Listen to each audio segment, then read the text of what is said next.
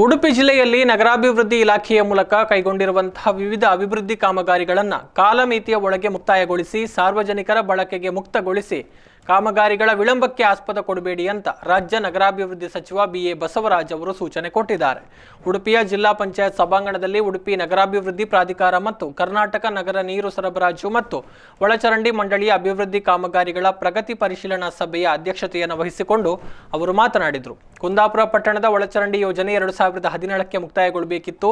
ಇದುವರೆಗೆ ಮುಕ್ತಾಯಗೊಳ್ಳದ ಕುರಿತು ಅಸಮಾಧಾನ ವ್ಯಕ್ತಪಡಿಸಿದ ಅವರು ಕಾರ್ಕಳ ಪಟ್ಟಣದ ಒಳಚರಂಡಿ ಯೋಜನೆಗಳನ್ನು ಶೀಘ್ರದಲ್ಲಿ ಮುಗಿಸುವಂತೆ ಸೂಚನೆ ಕೊಟ್ಟರು. ಇಲ್ಲಿ ಅನೇಕ ಸಮಸ್ಯೆಗಳ ಬಗ್ಗೆ ಕೂಡ ಚರ್ಚೆ ಆಗಿದೆ.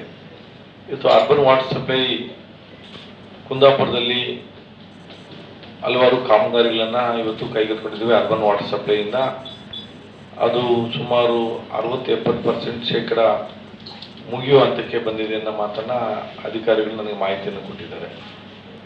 ನಾನು ಅವರಿಗೆ ಸೂಚನೆಯನ್ನು ಕೊಟ್ಟಿದ್ದೇನೆ. ಬೇಗ ಕಾಮಗಾರಿಯನ್ನು ಮುಗಿದು ಸಾರ್ವಜನಿಕ ಮುಕ್ತವಾಗಬೇಕು. ಸಾರ್ವಜನಿಕರಿಗೆ ಯಾವುದೇ ರೀತಿಯ ತೊಂದರೆ ಆಗದ ರೀತಿಯಲ್ಲಿ ನಡ್ಕೊಬೇಕು ಅನ್ನೋ ಒಂದು ಸೂಚನೆಯನ್ನು ಕೂಡ ಇವತ್ತು ಕೊಟ್ಟಿದ್ದೇನೆ. ಉಡುಪಿ ನಗರಸಭಾ ವ್ಯಾಪ್ತಿಯಲ್ಲಿ ಒಳಚರಂಡಿ ಯೋಜನೆಗೆ ವಿಸ್ತೃತ ಹೊಸ ಯೋಜನಾ ವರದಿಯನ್ನು ಸಿದ್ಧಪಡಿಸಿ ನೀಡುವಂತೆ ಸೂಚಿಸಿದರು. ಸಭೆಯಲ್ಲಿ ಶಾಸಕ ರಘುಪತಿ ಭಟ್, ಲಾಲಾಜಿ ಮೆಂಡನ್, ಕರಾವಳಿ ಅಭಿವೃದ್ಧಿ ಪ್ರಾಧಿಕಾರದ ಅಧ್ಯಕ್ಷ ಮಟ್ಟಾರು ರತ್ನಾಕರ ಹೆಗಡೆ, ಜಿಲ್ಲಾ ಪಂಚಾಯತ್ ಉಪಾಧ್ಯಕ್ಷೆ ಶೀಲಾ ಶೆಟ್ಟಿ, ಉಡುಪಿ ನಗರಾಭಿವೃದ್ಧಿ ಪ್ರಾಧಿಕಾರದ ಅಧ್ಯಕ್ಷ ರಾಘವೇಂದ್ರ ಕಿಣಿ, ಜಿಲ್ಲಾಧಿಕಾರಿ ಜಿ ಜಗದೀಶ್, ಜಿಲ್ಲಾ ಪಂಚಾಯತ್ ಸಿಇಒ ಪ್ರೀತಿ ಗೆಹ್ಲೋಟ್, ಅಪರ ಜಿಲ್ಲಾಧಿಕಾರಿ ಸದಾಶಿವ ಪ್ರಭು ಉಪಸ್ಥಿತರಿದ್ದರು.